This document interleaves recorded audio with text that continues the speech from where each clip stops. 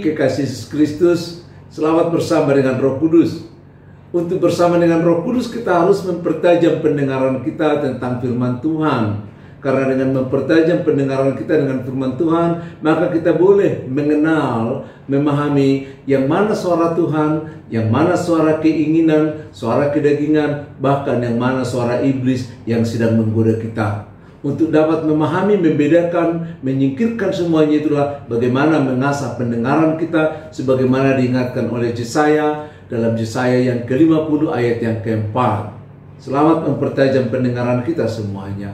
Saudara-saudara, kekasih Yesus Kristus, firman Tuhan yang akan kita bahas satu minggu ini adalah sebagaimana renungan dalam pertanggihan lingkungan atau persekutuan dua kita dalam lingkungan yang diambil dari Yakobus pasal yang kelima ayat yang pertama sampai ayat yang ketujuh. Di sana diteringati atau diingatkan kepada kita tentang peran orang kaya di dalam kehidupan sosial maupun di dalam gereja. Secara lebih pasti saya bacakan Yakobus pasal yang kelima ayat yang pertama sampai ayat yang ketiga. Demikian firman Tuhan.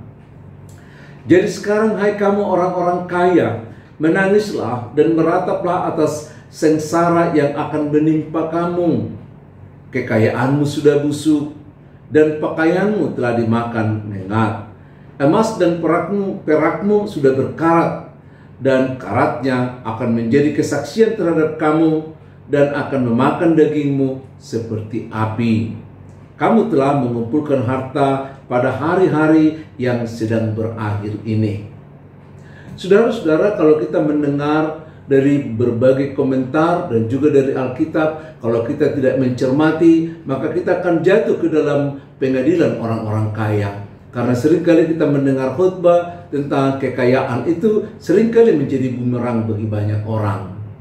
Itu sebabnya banyak orang bisa menghindarkan kekayaan. Dari zaman dulu juga ada orang-orang yang menghindarkan kekayaan karena dianggap kekayaan itu akan menjadi bumerang.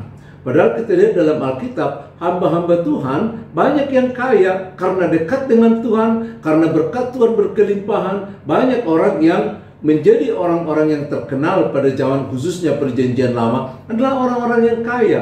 Tapi memang kita harus mencatat, ada juga hamba-hamba Tuhan yang kaya, yang diberikan kekayaan, tapi mereka tidak memanfaatkan kekayaan itu untuk kemuliaan Tuhan, bahkan menjadi bumerang serta membawa mereka jatuh ke dalam dosa.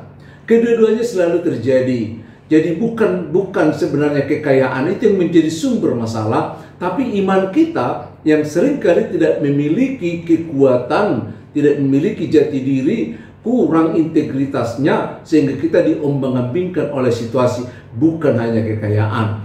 Kita lihat misalnya, Salomo adalah seorang raja yang sangat kaya. Kenapa dia menjadi kaya? Karena dia memiliki rasa takut akan Tuhan. Dia memiliki kerajaan surga. Lalu Tuhan memberikan kepadanya lebih dari apa yang dia minta, sehingga dia adalah orang yang terkaya pada zamannya. Apakah salah? Tidak. Dan dia menggunakan kekayaannya itu menjadi kesejahteraan bagi masyarakat. Berkat yang Tuhan berikan itu menjadi berkat bagi bangsa-bangsanya. Maka kerajaan itu dikatakan sebagai kerajaan Shalom atau kerajaan Salomo. Karena masyarakatnya mendapat kesejahteraan karena raja yang diberkati.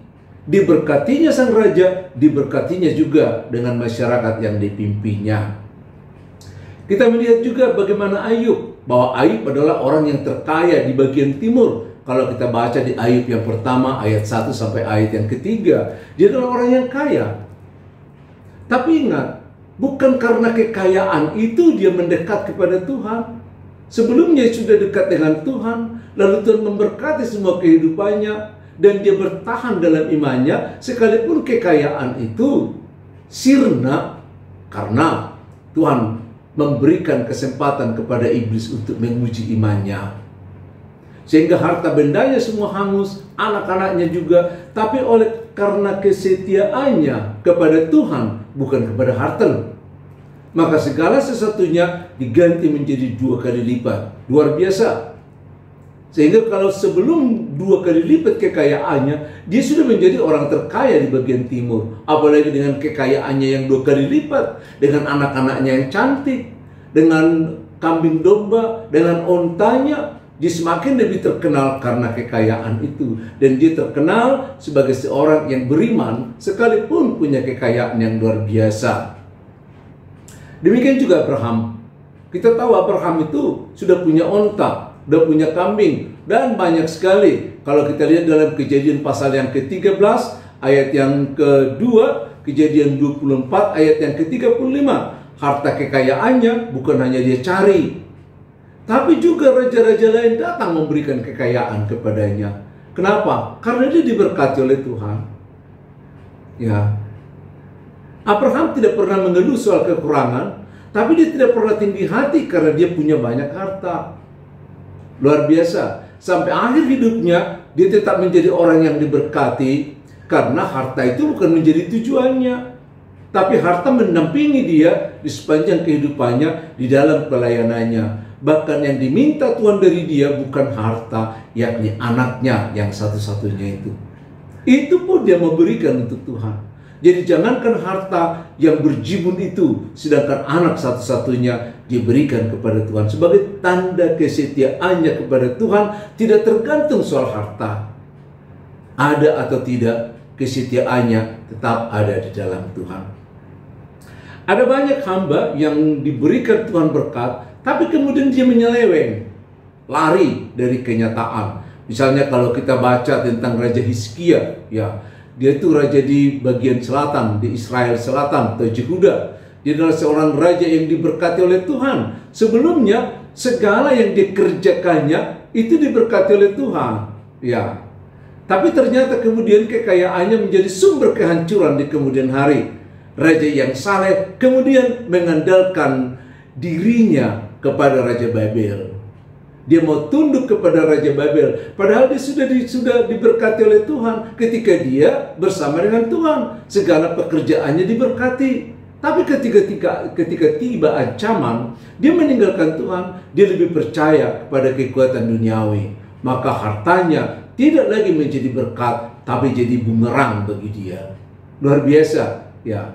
Jadi bukan soal harta itu, tapi soal bagaimana dengan iman itu. Masih ada juga ketika zaman Daud, ada seorang peternak yang sangat makmur luar biasa, namanya si Nabal. Tapi istrinya juga mengatakan, Nabal itu artinya bebal. Kalau kita baca dalam 1 Samuel pasal yang ke-25.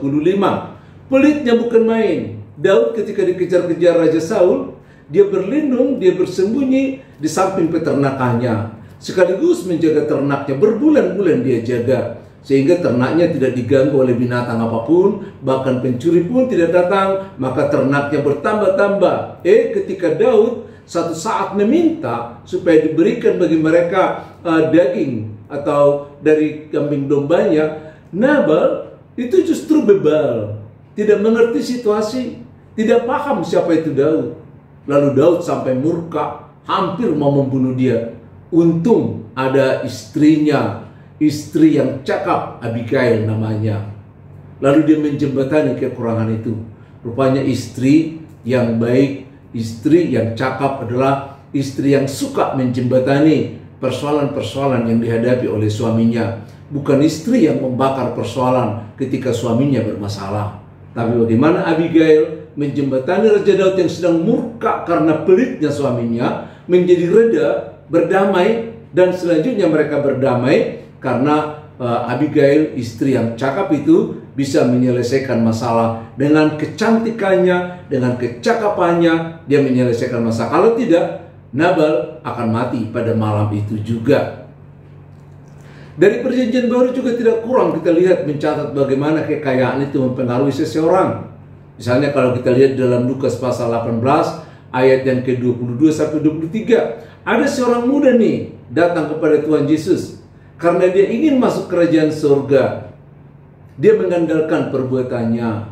Lalu dia mengatakan, apa yang aku harus lakukan supaya aku masuk dalam kerajaan surga? Yesus mengatakan, lakukanlah sebagaimana tertulis dalam hukum Taurat.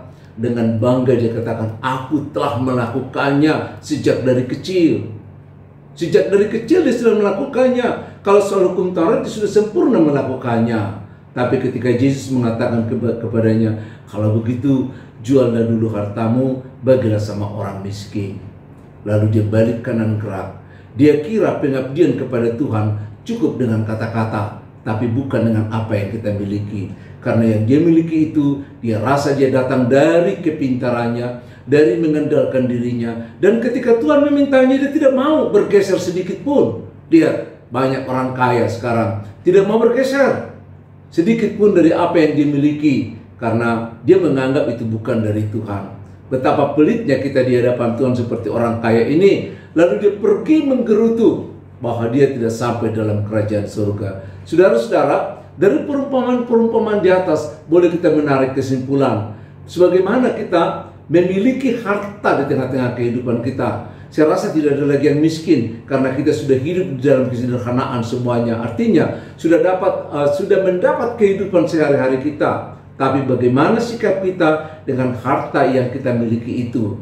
Apakah kita menjadi seperti Raja Salomo, seperti Ayub yang kokoh, seperti Abraham yang menjadi berkat, atau sebaliknya menjadi seperti Hizkia yang berubah di akhirnya, atau seperti Nabal yang bebal, atau seperti seorang muda yang kaya yang datang kepada Tuhan Yesus karena hartanya dia tidak sampai dalam kerajaan surga. Itu sebabnya juga dikatakan dalam Alkitab, adalah lebih mudah seekor gajah masuk ke lubang jarum daripada orang kaya. Karena kekayaan itu seringkali menjelma menjadi satu kekuatan yang mempengaruhi setiap orang.